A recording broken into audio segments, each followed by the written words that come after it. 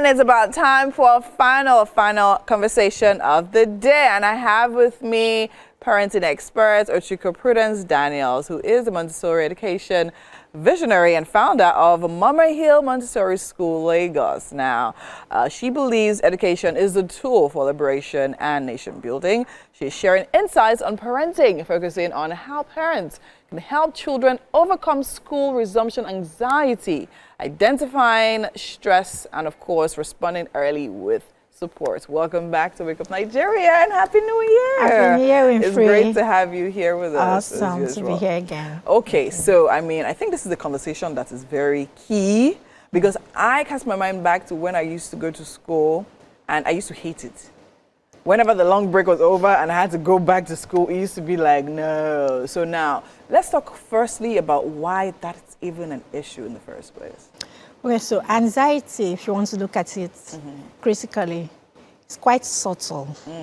It's not something that, even in adults, you identify so easily. Yeah. Even as an adult, you might not know when you have anxiety. Yeah, that's true. So, which drives us to a place where, even for children, we need to be even more observant. Yeah. We need to be more empathic. We need to be more sensitive. And so it doesn't show up in fear, as fear most times. It just shows for children, they can be cranky, they can be clinging, they can be crying for young children, for older children, sleep patterns, even diets. They kind of lose appetite, you know, as a show of anxiety. Yeah. So it's important for parents to be, Montessori says reform. I like quoting her because she went ahead of time in her philosophy. She says every adult needs a reform. A reform. Yeah, a reform in mind and character and behavior. And she says that every child is capable to develop their own personality if they are given the power to. And so last week we did mention that children lead us, and so we must follow them. They speak to us all the time. They lead us to their soul. And so spotting or identifying anxiety is something that we need to look out for in children, in their behavior. So we zero in, like, you know, like the camera zooming in on something deeper. You need to look beyond the surface to be able to know that something is going on. Yes. But that means that even as an adult, and as a parent yourself, you need to be at a certain level of peace and calm, right? To be able to identify that, you need to be observant. I agree. We said a lot about adult being okay last week. Yes. Yeah, so for an adult, you need to be aware. First, aware of yourself, aware of your environment, aware of your child. And why I said empathy, in this part of the world, culturally, we're just waking up to emotional, all of this mental. Yes, true. Yeah, so it's something that we need to expose ourselves into. Like parents need to start reading up on how do I become emotionally sensitive to my child? How do I identify that my child needs me more? How can I be helped? How do I validate their fears, their anxieties? So first and foremost, validate your child's anxiety. Let them know that it's okay to feel, you know, anxious about going back to school. It's okay to have unrest about going back to school. Yeah, so when validation gives them a sense of assurance that they are not out from the blues, it's normal. Yes, it's normal. Yes. And so it helps them to be stabilized. We also need to, as parents, gradually let the children ease in. Like one thing we do as a school, first week of school, we close early. Every first week of school, we close early. Just for young children, it helps them to stabilize routine. And so routine is also another aspect of this conversation. Routines bring consistency. So, and you need to get your children to have steady routine. So it gives them the assurance that this is going to happen It's like planning. Yes, it's like planning. It's like planning. So when children have that order, and then we have in Montessori, we talk about sensitive periods. For every developing child, there is a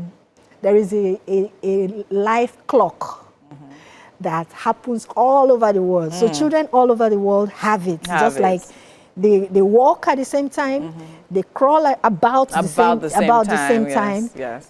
So there's a natural clock in the child. That natural clock a parent needs to educate themselves to be sensitive to it. Yes, and to spot it. So that if something is off, you can actually speak and say, okay, so, fine. Yeah, for routines. And then the gradual ease into school routine. The sleep patterns too needs to change. Yes, very true. So now some people will argue, let's talk about sleep patterns now, because I was actually with a friend over the weekend. She had her daughter's birthday, and I remember that they were literally telling her, you need to sleep tomorrow at school because you're resuming tomorrow. I was like, no, I don't want to go to school. I don't want to go to school. And this conversation is actually very, very important, because I mean, there are a lot of parents dealing with that. So now some people will argue that, okay, fine, during the holidays, the sleeping patterns can change and then change back during the school period. But would you agree with that? Some people believe, you know what, I mean, sleeping time is sleeping time, whether holiday or not. Which would you say will be more effective? As much as possible,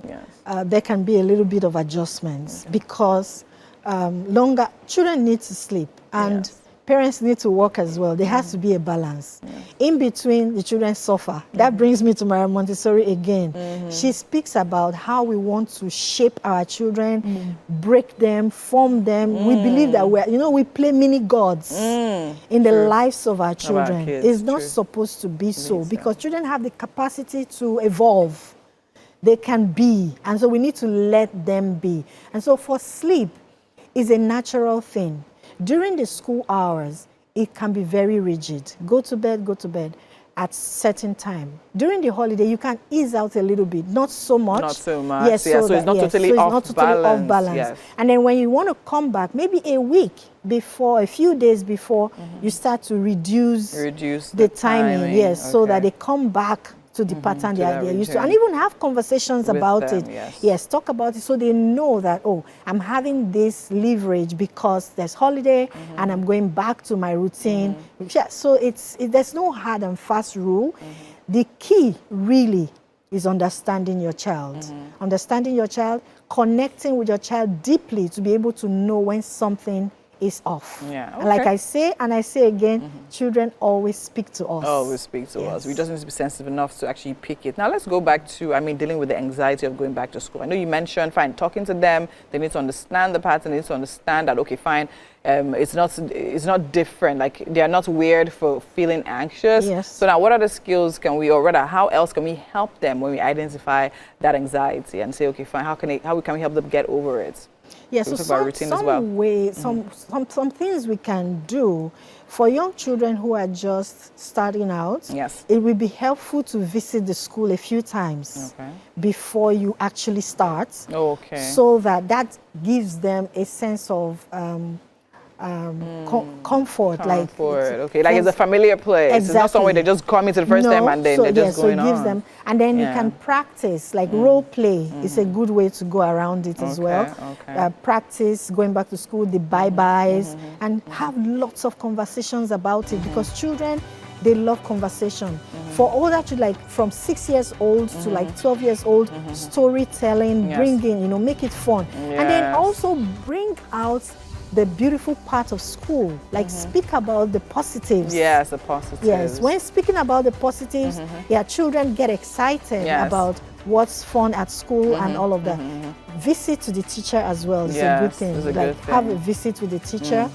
Speak with the teacher, let the child have like a chat. With the teacher and all of that. Yes. Okay, so because now some people will say, okay, should we look more closely to the schools and their systems and their methods and their structures, considering the fact that some children, I know some of my nephews and nieces, they will actually like to go to school. So when holiday is over, they're like, oh, they're excited about resuming school. And while, in other cases, it's not the case. So now, would you say that, I don't know, schools, maybe like if the consensus is carried out, that you see where more children are not are not excited about resuming school, should they probably look at their structures and see a way they can adjust their curriculum or something? Yes, right. Well, speaking to the school, I would say there is a very thin line between indulgence and anxiety, what we're talking about, and the reality when it comes to anxiety. Yeah, because sometimes it just seems as if maybe the school might be a little bit too difficult or too stiff. So the kids are just scared outrightly because they know they're going back to that teacher, they're going back to that tedious homework. Now, my nephews and nieces I'm talking about, now they play a lot in school. They give them assignments, they give them all that, but we know that they play. Yes, so play is part of the child's work. So I feel that parents should actually look out for schools that are comfortable for their children.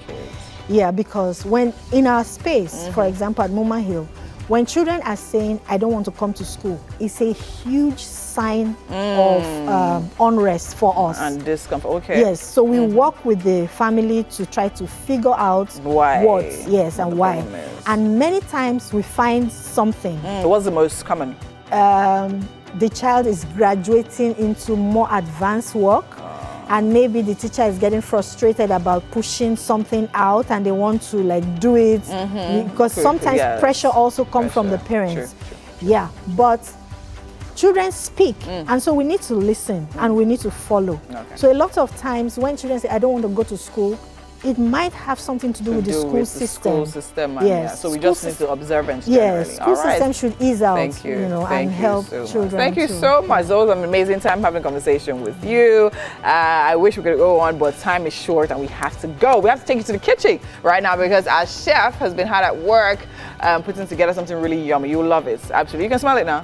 You can smell it? Yeah, so let's go. Let's make our way to the kitchen, please.